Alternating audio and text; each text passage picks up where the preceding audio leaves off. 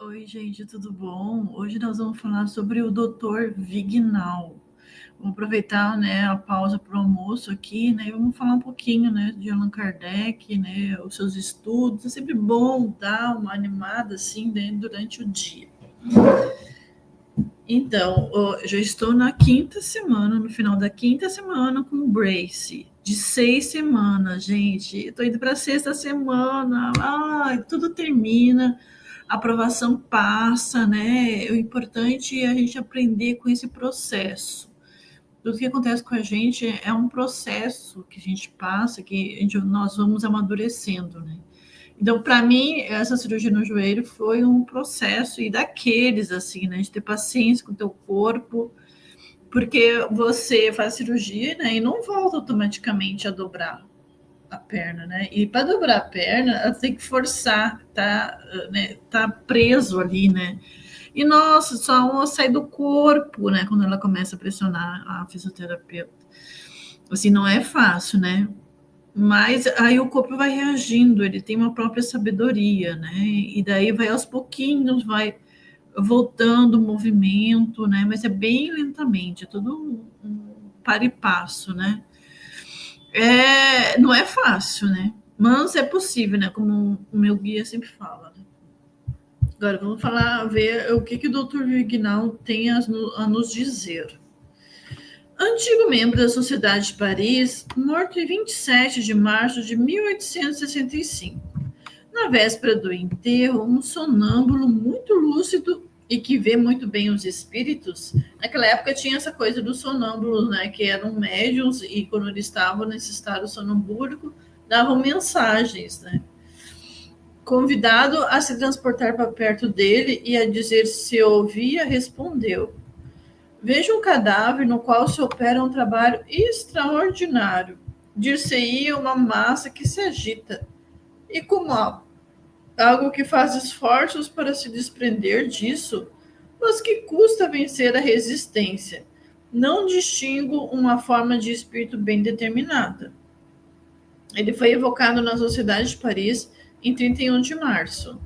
Ele morreu em 27 de março, ou seja, 4 dias depois, eles estavam evocando. Caro senhor Vignal, todos os vossos antigos colegas da Sociedade de Paris guardaram de vós a melhor recordação, e eu, em particular, a das excelentes relações que não cessaram entre nós. Chamando-vos ao nosso meio, temos primeiro como objetivo dar-vos uma prova de simpatia, e ficaremos muito felizes se quiserdes ou se puserdes vir conversar conosco. Caro amigo e digno mestre, vossa boa recordação e vossas provas de simpatia são muito importantes para mim. Se hoje posso vir até vós e assistir livre e desprendido a essa reunião de todos os nossos bons amigos e irmãos espíritas, é graças ao vosso bom pensamento e à assistência que vossas preces me trouxeram. Como dizia com exatidão meu jovem secretário, eu estava impaciente por me comunicar. Desde o começo da reunião dessa noite, empreguei todas as minhas forças espirituais para dominar esse desejo. Ele já estava pronto, né? Morreu, lavou, tomou um banho, né? E já estava pronto para a comunicação.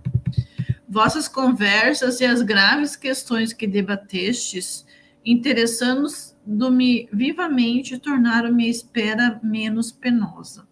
Perdão, caro amigo, mas o meu reconhecimento pedia para se manifestar.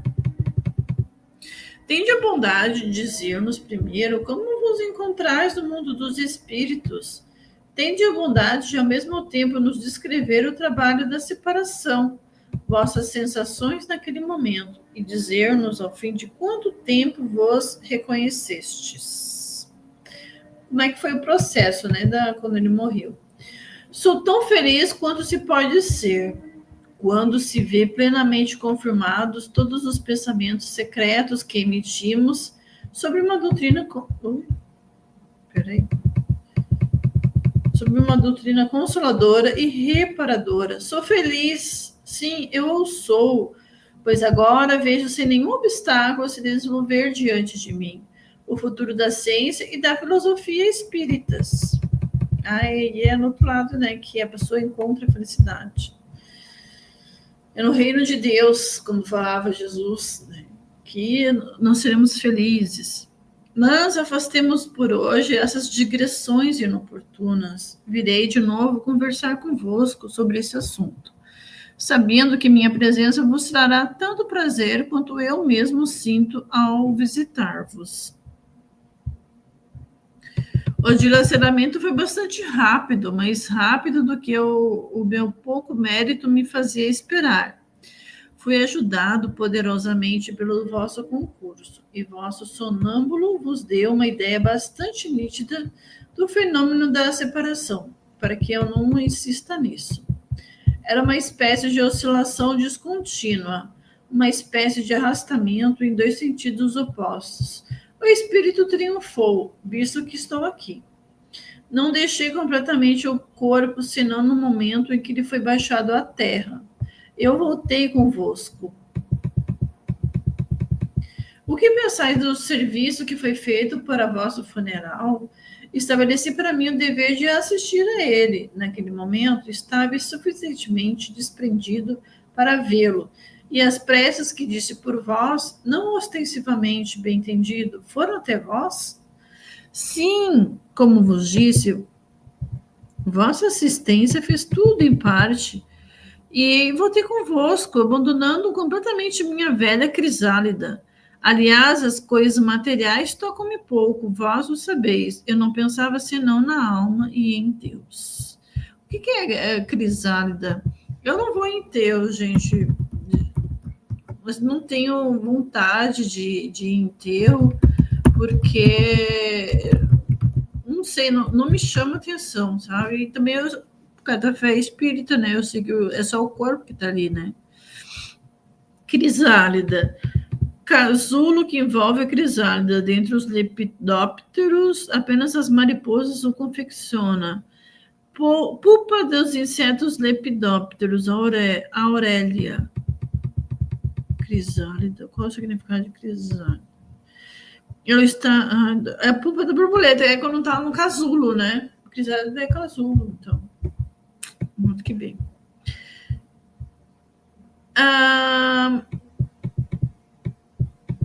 Eu não pensava assim, não, amor de Deus. Recordai-vos de que, a pedido vosso, há 5 anos, no mês de fevereiro de 1860, fizemos um estudo sobre vós ainda vivo. Naquele momento, vosso espírito se desprendeu para vir conversar conosco. Tende a bondade de nos descrever, tanto quanto possível, a diferença que existe entre vosso desprendimento atual e aquele de então? Sim, de certo, recordo-me. Mas que diferença entre meu estado de então e o de hoje? Naquele tempo, a matéria me apertava ainda com sua rede inflexível. Eu queria me desprender de uma maneira mais absoluta e não podia. Hoje estou livre. Um vasto campo, o campo do desconhecido se abre diante de mim. E eu espero, com vossa ajuda e a dos bons espíritos, aos quais me recomendo, avançar e me penetrar o mais rapidamente possível dos sentimentos que é preciso experimentar e dos atos que é preciso realizar para galgar o caminho da prova e merecer o mundo das recompensas. Que majestade, que grandeza! É quase um sentimento de terror que domina quando, fracos como somos, queremos fixar as sublimes claridades. Numa outra vez ficaremos felizes de continuar essa conversa, quando quiseres voltar ao meio de nós. Respondi sucintamente, sem sequências, vossas diferentes perguntas. Não pedi demasiado ao vosso fiel discípulo. Ainda não estou inteiramente livre. Né? Também 4 dias só que ele morreu. Eita, muito bem, né? Conversar, mas seria minha felicidade. Meu guia modera meu entusiasmo e já pude apreciar suficientemente sua bondade e sua justiça para me submeter inteiramente à sua decisão, por mais que lamente ser interrompido. Consolo-me pensando que poderei frequentemente vir assistir incógnito às vossas reuniões. Às vezes falarei convosco, amo-vos e quero prová-lo. Mas outros espíritos mais avançados do que eu reclamam a prioridade.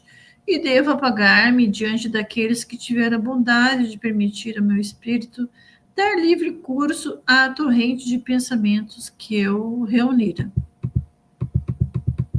Deixo-vos, amigos, e devo agradecer duplamente, não só a vós, espíritos, que me chamastes, mas também a esse espírito que teve a bondade de permitir que eu tomasse seu lugar, e que, quando vivo, tinha o nome ilustre de Pascal, aquele que foi e será sempre mais devotado de vossos adeptos, Dr. Vignal. Ver a revista Espírita do mês de março de 1860. Deve ter alguma coisa sobre o Dr. Pascal. E daí agora termina o Dr. Vignal. Olha, vamos ver qual é o próximo. Então, foi uma vida tranquila, né? E 4 dias depois ele estava serelepe, né? Querendo continuar os trabalhos, assim. E é assim que nós devemos ser também, né? No futuro.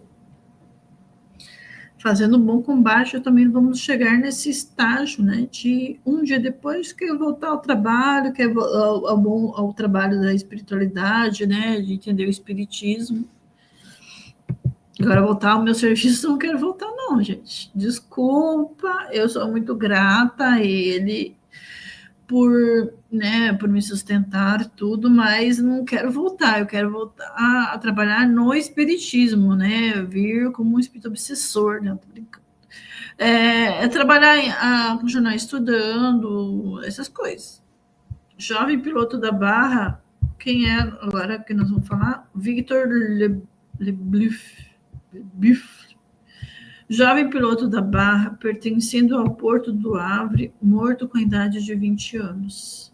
Morava com a mãe, pobre pequena comerciante, a qual morreu cedo, né, 20 anos, a qual prodigalizava os cuidados mais ternos e afetuosos e a sustentava com o produto do seu rude trabalho. Nunca foi visto frequentando cabarés, nem se entregando aos excessos tão frequentes na sua profissão, pois não queria subtrair a menor parte do seu ganho do piedoso uso ao qual o consagrava. Todo o tempo não empregado em seu serviço, ele o dava à mãe, para lhe poupar a fadiga. Há muito tempo sofrendo da doença da qual sentia que devia morrer, ocultava seus sofrimentos com medo de lhe causar inquietação e que ela mesma quisesse encarregar-se do seu trabalho. Esse jovem precisava de um grande patrimônio de qualidades naturais e de uma grande força de vontade para resistir, na idade das paixões, aos perniciosos aliciamentos do meio onde vivia. Ele tinha uma piedade sincera e sua morte foi edificante, né? Já era um espírito mais elevado, né? Para a idade dele, assim, né? Bem responsável.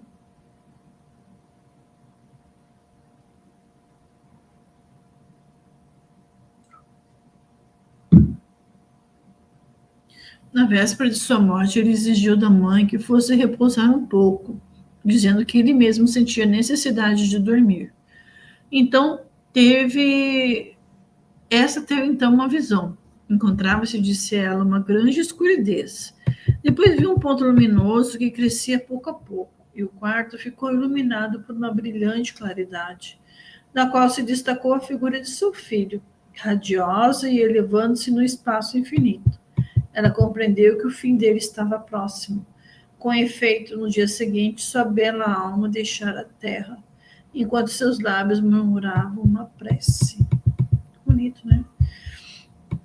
Uma família espírita que conhecia sua bela conduta e se interessava pela mãe, que ficou sozinha, tivera a intenção de evocá-lo pouco tempo após sua morte. Mas ele se manifestou espontaneamente pela comunicação seguinte: desejais saber o que eu sou agora, bem-aventurado, bem-aventurado. Não leveis em conta os sofrimentos e as angústias, pois eles são a fonte de bênçãos e de felicidade além túmulo. Felicidade. Não compreendeis o que essa palavra significa. As felicidades da terra estão tão distantes do que nós experimentamos quando voltamos ao Mestre com uma consciência pura, com a confiança do servidor que cumpriu bem o seu dever, e que aguarda cheio de alegria o assentimento daquele que é tudo. Meus amigos, a vida é penosa e difícil, se não olhardes o fim, mas eu vos digo em verdade, quando vieres para o meio de nós, se vossa vida foi segundo a lei de Deus, vós sereis recompensados além, muito além dos sofrimentos e dos méritos que credes ter ganhado para o céu, né? Vamos aguentar o nosso processo, né? Que no futuro vai ser muito melhor. Eu sempre falo aqui toda live, né? E é os ensinamentos que eles sempre passam para nós, né? Sede bons, sede caridoso, dessa caridade desconhecida por muitos homens, que se chama benevolência. Socorrei vossos semelhantes, fazei por eles mais do que gostaríeis que se fizesse por vós, pois ignorais a miséria íntima e conheceis a vossa. E ajudando os outros, a gente esquece um pouco, né, dos nossos infortúnios.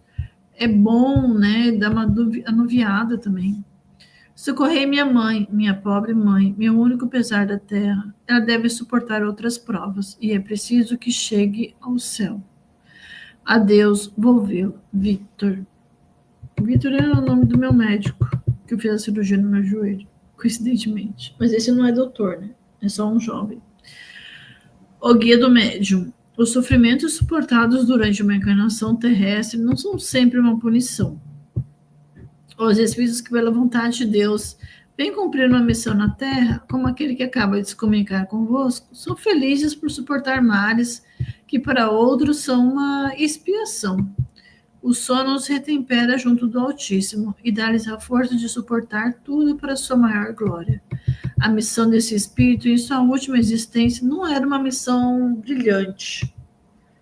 Mas, embora tenha sido obscura, ele só teve mais mérito por isso, porque não podia ser estimulado pelo orgulho. Graças a Deus que nós não temos fama, hein, gente, porque a gente não está sujeito às más paixões, né? Pode ter o conforto, né, financeiro, mas também é difícil, né, evoluir para o bem, né? Não é impossível, né? Tem que ter muito equilíbrio, uma base boa, né, para suportar essa prova, né? Mais fácil do jeito que a gente está, classe média, né? Pobre premium plus, e que a gente não tem tantas paixões para enfrentar, né? Como quem é rico. Ele tinha primeiro um dever de reconhecimento a cumprir para com aquela que foi sua mãe. Devia em seguida mostrar que, nos piores meios, podem achar-se almas puras, de sentimentos nobres e elevados, e que com a vontade se pode resistir a todas as tentações. É uma prova de que as qualidades têm uma causa anterior, e seu exemplo não terá sido estéril. Interessante, né? Meio com 20 anos, mas era uma alma antiga, né? Assim, já evoluída. E veio nos ensinar. Vamos passar para o próximo. Quanto tempo nós estamos de live aqui? Deixa eu ver. 18 minutos. Não vai ficar muito longa, não. A senhora Ané Gourdon. Mulher muito jovem, notável pela doçura de seu caráter e pelas mais eminentes qualidades morais, morta em dezembro de 1860. Pertencia a uma família de trabalhadores nas minas de carvão dos arredores de Saint-Étienne, circunstância importante para apreciar sua posição como espírito. Evocação. Estou aqui. Vosso marido e vosso pai me pediram para vos chamar e ficaram muito felizes por ter de vós uma comunicação. Fico bem feliz também por dá-la a eles. Por que fostes tirada tão jovem da afeição de vossa família? Porque terminava minhas provas terrestres. E de vê-los, às vezes, estou frequentemente perto deles. Então, não importa se você terminou as suas provas terrestres, você pode ir bem cedo, né? Não é o meu caso, eu acho que eu vou até os 90 anos, porque ainda tenho muita prova para cumprir. Infelizmente.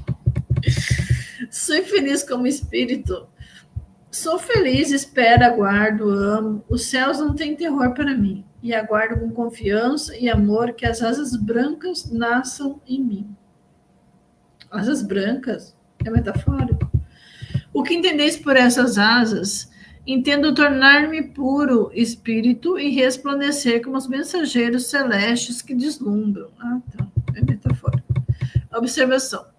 As asas dos anjos, arcanjos, serafins, que são puros espíritos, não são evidentemente senão um atributo imaginado pelos homens para representar a rapidez com a qual eles se transportam, pois sua natureza etérea o dispensa de qualquer suporte para percorrer os espaços. Eles podem, no entanto, aparecer aos homens com esse acessório para corresponder ao pensamento deles, como outros espíritos tomam a aparência que tinham na Terra para se fazer e reconhecer. Então, se a maioria católica acha que os anjos têm asas, né, eles não precisam, porque eles vão ali de um lado para o outro, não precisa de asa, né, não são pássaros, homens pássaros. São seres evoluídos, mas daí se a pessoa acredita, né, ele vai lá e aparece com a asa, né, porque daí é mais fácil a pessoa entender que é um anjo, né. E não tem, então fazem essa distinção, né, no espiritismo, anjo, arcanjo, serafim, né, tudo depende da qualidade moral, né, de cada um. Vossos pais podem fazer algo que não seja agradável. Esses queridos seres podem não me entristecer mais pela visão de suas lamentações, visto que sabe que não estou perdida para eles. Que meu pensamento lhe seja doce, leve e perfumado com a recordação deles. Passei como uma flor e nada de triste deve subsistir de minha rápida passagem. Ela era bem delicada, né? Como explicar que vossa linguagem seja tão poética e tão pouco em relação com a posição que tinhas da terra? É que é a minha alma que fala. Sim, eu tinha conhecimentos adquiridos, e frequentemente Deus permite que espíritos delicados se encarnem entre os homens mais rudes para lhes fazer pressentir as delicadeza que eles alcançarão e compreenderão mais tarde. Observação.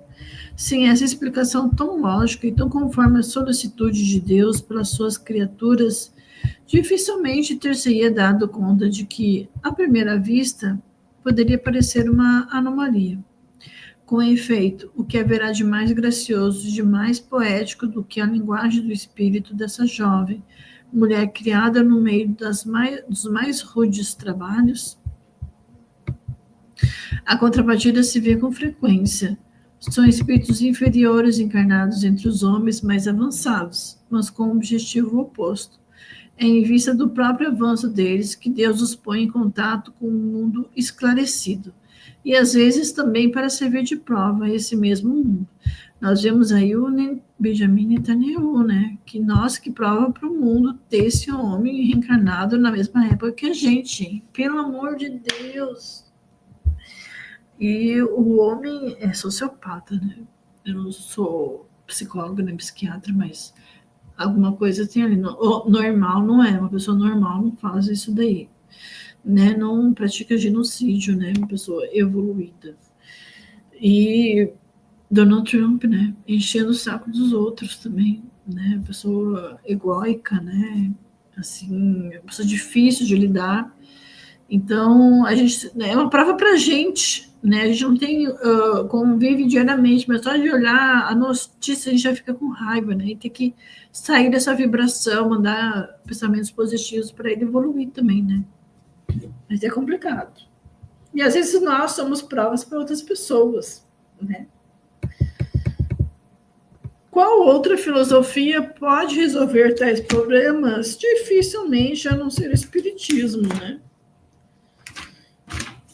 Então, gente, quanto tempo de live? 24 minutos. Então, nós vamos ficar para a próxima.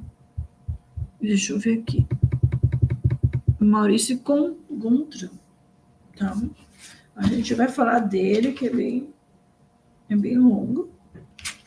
E depois a gente vai passar o capítulo 3. espíritos em condições medianas, e é onde a gente vai se encaixar ali, né?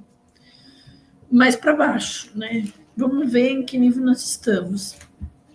Aí depois do capítulo 6 tem criminosos arrependidos, não é o nosso caso, né? Graças a Deus, já evoluímos um pouco, né? E vai ser bem interessante, gente. E nós terminamos semana que vem os espíritos felizes, né? Que foram lá para o outro lado, estão muito bem, estão alegres, saltitantes, querendo trabalhar e agradecendo pelas provas que passou, que isso só fez evoluir mais rapidamente, né? E as bênçãos que tiveram. E então é isso. As bênçãos que tiveram por suportar as provas, né? Então é isso, gente. Muito obrigada por ter assistido até aqui e até a nossa próxima live. Tchau, tchau.